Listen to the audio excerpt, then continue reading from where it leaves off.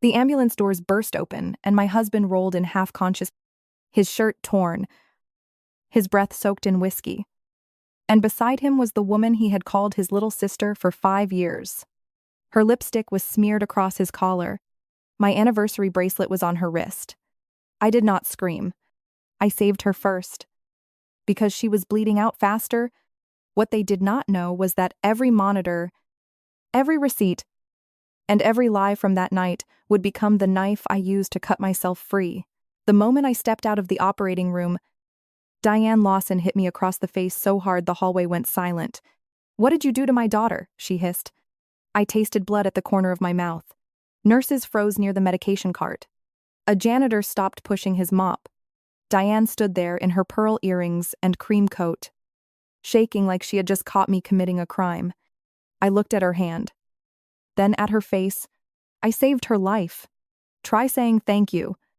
Her mouth opened, but no sound came out. Behind her, my husband Ryan lay in a trauma room with a bandage wrapped around his head. The woman I had just saved, Madison Hale, was in recovery with my bracelet locked in a clear plastic property bag, the bracelet Ryan had bought me for our wedding anniversary. Using the credit card I paid every month, Diane found her voice again. "You cold little witch! My son could have died. And you spent hours cutting into Madison." She was crashing. I said, "Don't hide behind hospital talk." A real wife would have stood beside her husband. I stepped closer. A real husband would not show up drunk from a resort with another woman's perfume on his skin. Diane's face tightened. "Careful." "No." I said, "You be careful."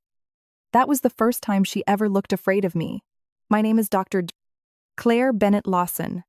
I was an attending emergency physician at Mercy General, a busy hospital on the west side of Chicago. I had been married to Ryan Lawson long enough to learn that a quiet house can still be full of noise, especially when everyone inside it is lying. Ryan worked in medical device sales.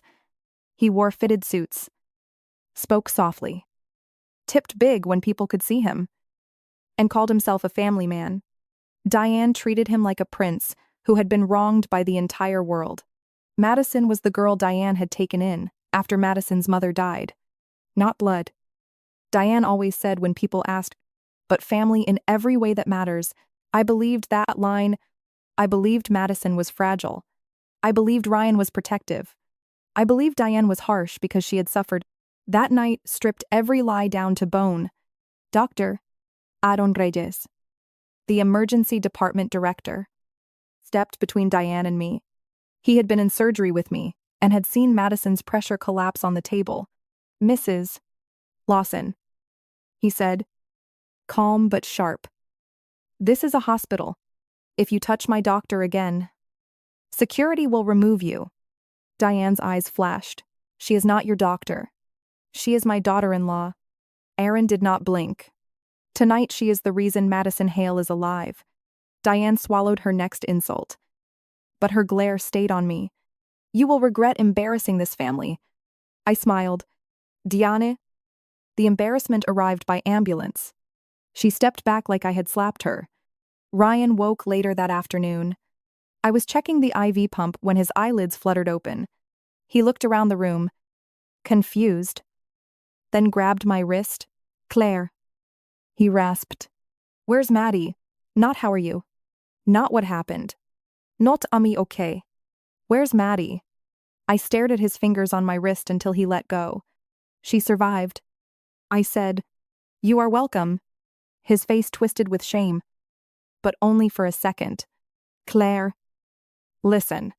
It is not what you think." I laughed once. It came out dry and ugly. "You were drunk?" "Half-dressed. With Madison. After telling me you had a client dinner in Milwaukee, I am excited to hear which part I misunderstood." Diane rushed to his bedside. "Do not answer her. You are injured. She is attacking you." Ryan pressed his lips together. His eyes moved toward the door, toward the hallway where Madison was sleeping under sedation. "Claire, please. We can talk at home." "No." I said, "We can talk where the cameras work." His face changed then. The guilt thinned.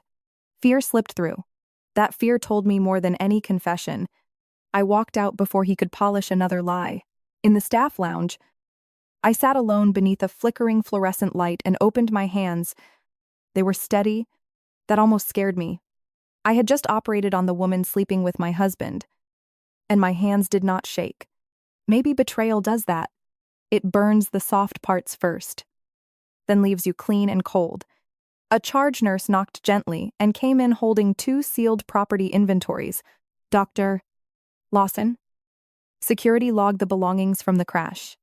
Since you are listed as the emergency contact, they asked us to confirm valuables. Dr. Reyes said I should witness everything. Thank you. Beth. We opened Ryan's bag first. Wallet. Cracked phone. Case. A crushed pack of mints. Inside his wallet, behind his license, was a photo of Madison on a beach in a red bikini, folded at the edges from being touched too often. Beth looked away. I placed it on the table, then we opened Madison's bag. Her phone was broken, but still lit up with notifications. A hotel keycard slid out from a small designer wallet. Cedar Ridge Resort. A printed receipt was folded beside it, damp with blood at one corner. Presidential suite. Champagne package. Couple spa. Late checkout. Paid by Ryan Lawson. I did not cry. Then I saw the bracelet. Gold. Simple. Mine. Beth whispered. Claire. I lifted it with 2 fingers. That is my anniversary gift. Beth's mouth tightened. Do you want me to call hospital security? No. I said, I want copies of the property log. She nodded. I photographed nothing. I took nothing. I just watched Beth scan the documents into the hospital record, because the truth is stronger when someone else preserves it. Before I left the lounge, Madison's phone buzzed again. The screen showed a message preview from Diane. Did Claire suspect anything? Delete the resort pictures before she sees them. There it was. Not shock. Not concern. Coordination. I felt something inside me lock into place. For years. Diane had used me like a quiet bank with a pulse. I paid the down payment on the townhouse in Oak Park because Ryan said his credit needed help. I bought the Lexus because he said a sales director had to look successful. I covered Madison's community college tuition, her apartment deposit, her dental surgery, her therapy sessions, her weekend trips, her handbags, and every emergency that seemed to happen right after my direct deposit cleared. Diane always had the same script. Claire, you make doctor money. Madison has no one. And Ryan always pressed my shoulder and said, come on, Baba, be generous. You know how hard her life was? I had been generous. They had been hungry. That night, I stopped feeding them. I asked Aaron to take Ryan off my professional responsibility. He understood without making me explain. Then I went to Madison's recovery room. She was pale, bandaged, and furious under all that weakness. Her eyes widened when she saw me. Claire, she whispered. Why are you here? To check whether I saved a patient? I said, or preserved evidence. Her lips trembled. I do not know what Ryan told you. He asked for you before he asked whether he was alive. She looked away. I sat beside her bed. Nice bracelet. Madison's good hand twitched under the blanket. It was a gift. It was mine. She closed her eyes. You never wore it. I leaned in. Madison.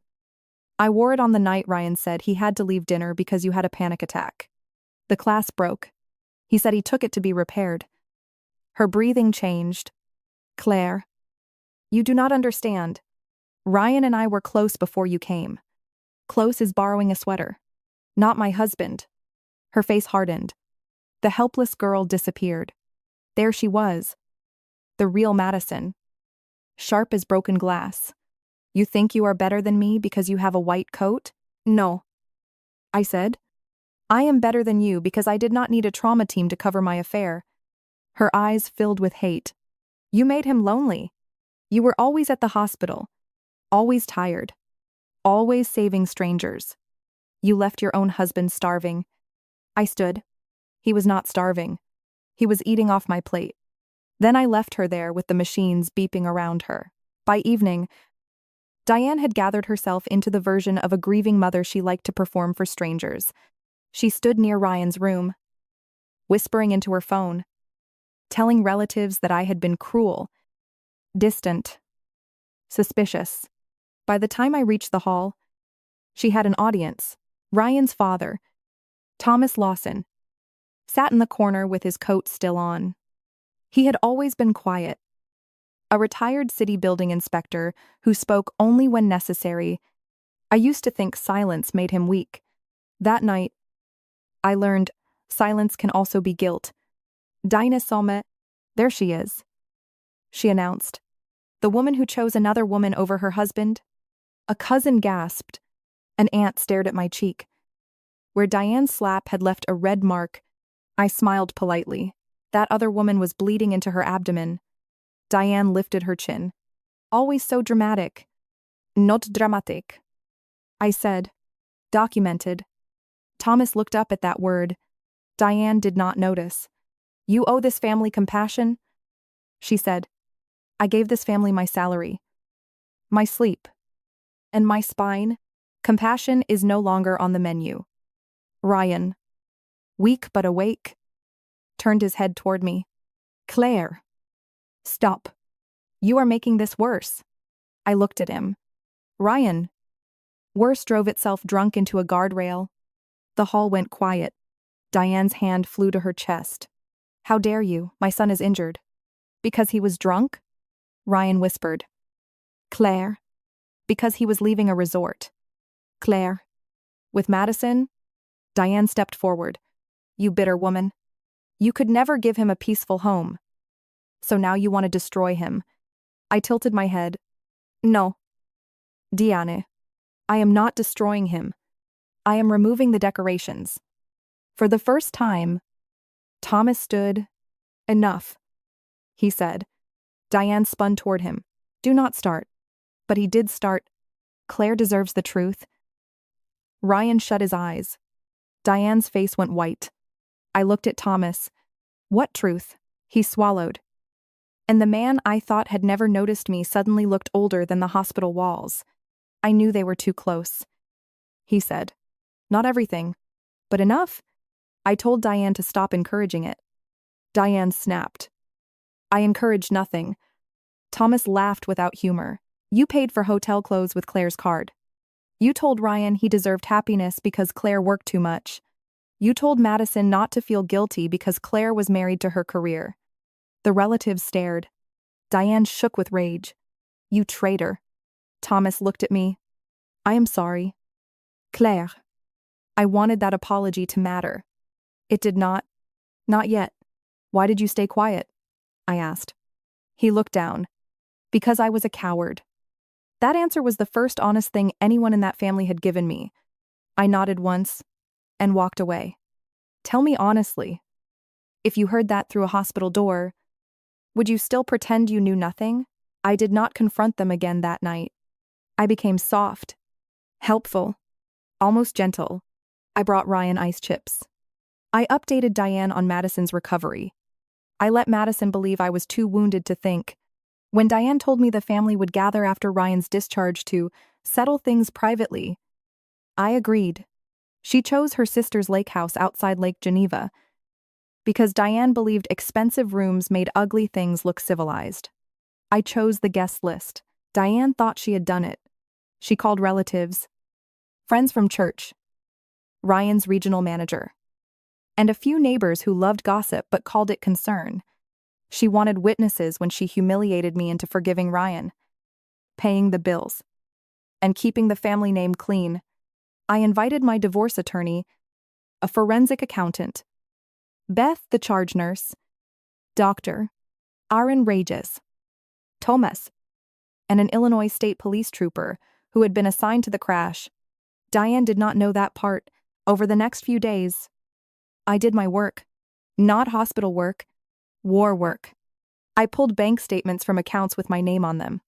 I found monthly transfers to Madison marked wellness support. I found luxury charges Ryan had called client meals. I found a storage unit payment near the resort. I found payments to a fertility clinic. That one made me stop. Not because it hurt, because it explained Diane's panic. Madison was pregnant. The pregnancy test was not mine to expose without proof, tied to the family's plot. So I waited.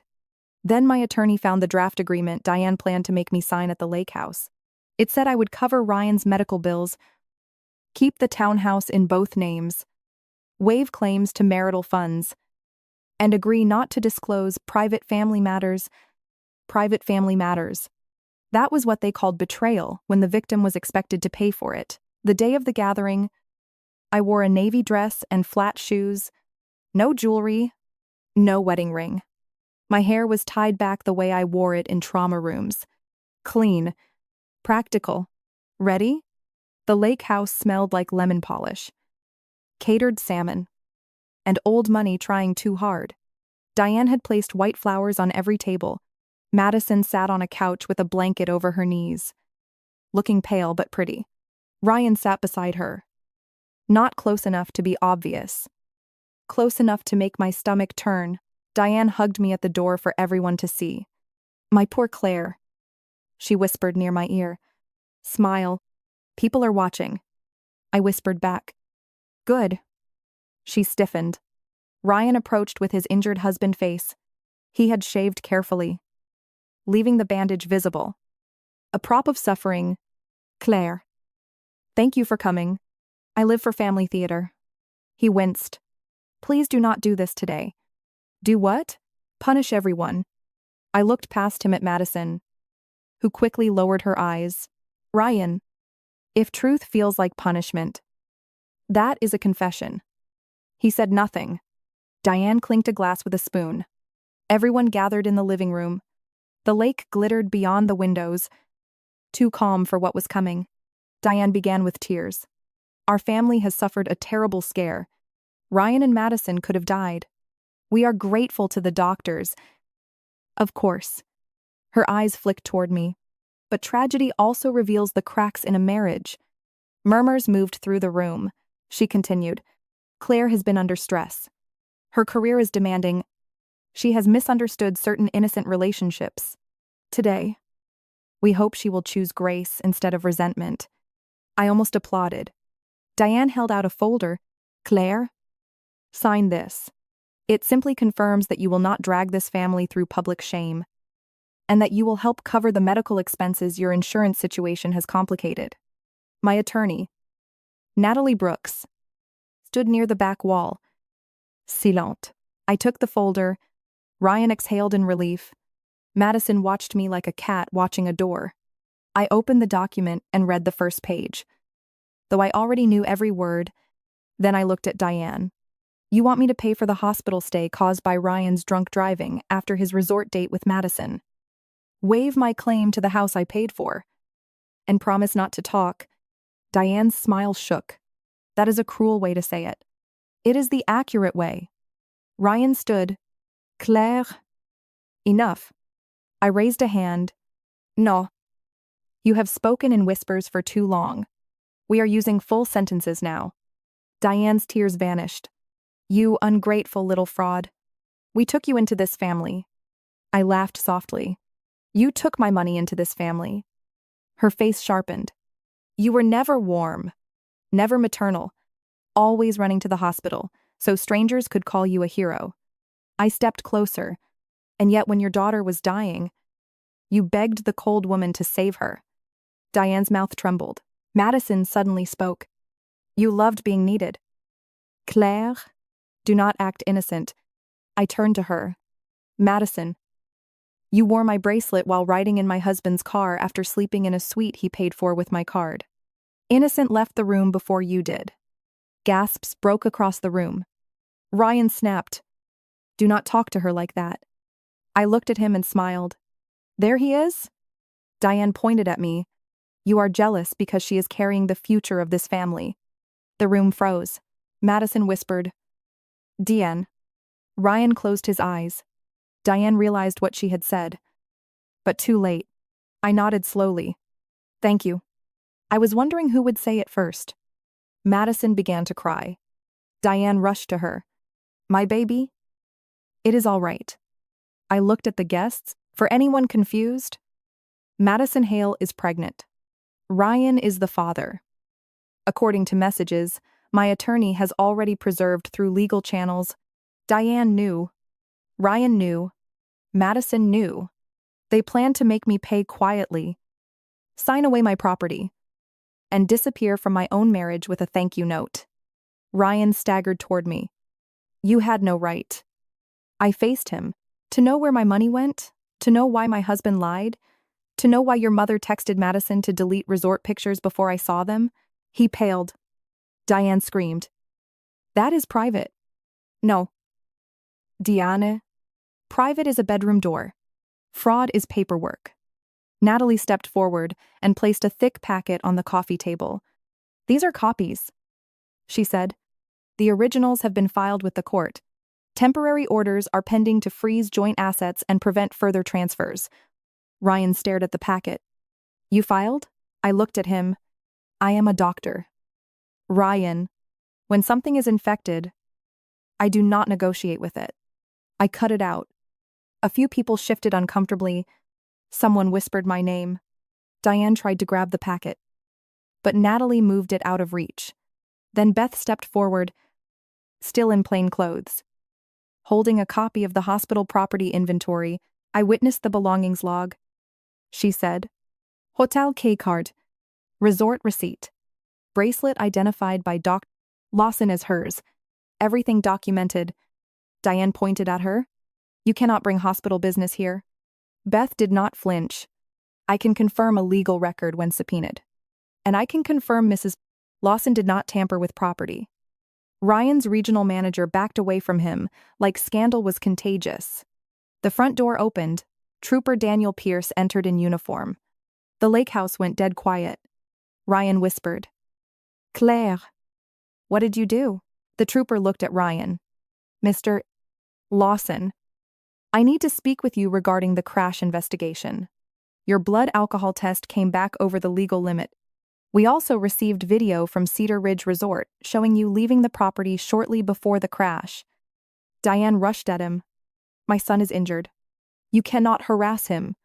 Trooper Pierce looked at her hand on his sleeve until she removed it. Ma'am. Step back. Ryan's knees seemed to weaken. The trooper continued. There is also a statement from a rideshare driver who says Mr. Lawson refused a ride and told Ms. Hale not to call anyone because his wife would see the location. Madison sobbed harder. Ryan turned to me. You ruined me. I took one breath. No. Ryan. I only stopped cleaning up the scene. His face collapsed. Diane screamed at Thomas. Say something. Tell them this is family business. Thomas, who had been standing near the fireplace, stepped forward with a small envelope. I am saying something now. Diane backed up. Tom. He ignored her and handed the envelope to Natalie. These are copies of messages Diane sent me over the last year. She told me Claire was useful but not permanent. She said Ryan needed to keep Claire calm until Madison's situation was secure. I should have given them to Claire sooner. Diane lunged at him. You weak old man. Thomas did not move. No. Weak was staying quiet. I looked at him, and for the first time, I believed his apology had grown teeth. Diane turned back to me. Wild now. You think you have won? You are alone. No husband. No children. No family. You will go home to an empty townhouse and your stupid hospital badge. The room inhaled. That was the Diane I had known in private. The knife finally out of the sleeve, I walked toward her until we were close enough for her perfume to choke me. Diane, you built your throne out of my money? She swallowed. I held up my left hand. Bought it? And I just repossessed the crown. No one spoke. Madison whispered. Claire. Please. I have nowhere to go. I turned to her. She looked small on that couch. But I remembered the message previews. The bracelet. The way she had said Ryan was lonely because I saved strangers. You had my house? My husband. My money. And my name protecting you. I said, you still wanted my silence. That is greed. Madison. Not fear? She covered her face. Ryan reached for me. Claire. Please. We can fix this. I made mistakes. But I love you. I looked at his hand until he pulled it back. You do not love me. You loved Access. He shook his head. I was confused. No. You were funded. That landed. I saw it hit him harder than anger would have. Trooper Pierce asked Ryan to step outside. Ryan looked around for someone to save him. Diane was crying now. Real tears. Not useful ones. Madison would not look at him. Thomas stared at the floor. His manager had already slipped out to make a call. Ryan turned to me one last time. After everything we had? I answered softly. After everything I paid for? He was escorted out. Diane followed, screaming that lawyers would destroy me, that no judge would believe a bitter wife, that God hated women who broke families. Nobody followed her. Through the window, I watched the trooper speak with Ryan near the driveway. He was not handcuffed then, but the future had already closed around his wrists. Inside, Madison sat shaking. Natalie asked if I wanted to leave. Not yet. I said. I walked to the coffee table, picked up Diane's folder, and tore the agreement in half. The sound was small, but it moved through the room like thunder. Then I turned to the guests. I am not asking for sympathy. I am asking you to remember this moment the next time a family tells a woman to be graceful while they rob her blind. No one answered. Good. Silence finally belonged to me. The legal fight did not end that afternoon. Real life rarely gives you a clean ending before dinner. Ryan fought the divorce. Diane tried to paint me as unstable. Madison gave one tearful statement claiming she had been manipulated. Then another admitting she knew I was paying her bills. The crash case moved forward. Ryan lost his job before the month ended. The townhouse was frozen, then valued, then divided. Because I had records of the down payment and separate funds, I kept the larger share. I sold the Lexus back to the dealership. I closed every card Diane had ever touched. I moved out of the townhouse before the final order came through. Not because I was afraid, because every room smelled like a version of me that had apologized for existing. Aaron helped me carry boxes into a smaller apartment near the hospital. He did not flirt. He did not tell me I was brave every 5 minutes. He brought tape, coffee, and silence. That was enough. One evening, after a brutal shift, I found an envelope in my locker. No name on the outside. Inside was a note from Thomas. Claire. I failed you by knowing less than I should have, and saying less than I knew. I cannot undo that. I have given Natalie the remaining documents. I hope the rest of your life is not spent healing from ours. I folded the note and placed it in a drawer. I did not forgive him that day, but I stopped carrying him. Months later, the divorce was final. Ryan's case did not become the dramatic movie Diane feared, but it became something worse for him. Ordinary consequences, court dates, fines, professional disgrace. Sober statements read in plain rooms. No grand speech could make him look noble there. Madison had the baby. I did not visit. Diane sent one email through a new address, calling me cruel for abandoning an innocent child. My reply was one sentence: ask his father to pay for him. Then I blocked her. At the hospital, life continued the way it always does. Ambulance doors opened. Monitors screamed, Families Begel. People lived. People died. I kept doing my job. But something in me had changed. I no longer mistook endurance for love. I no longer called exploitation family. I no longer believed that being calm meant being weak. One night, a young resident found me in the supply room after a violent case and asked how I could stay so steady.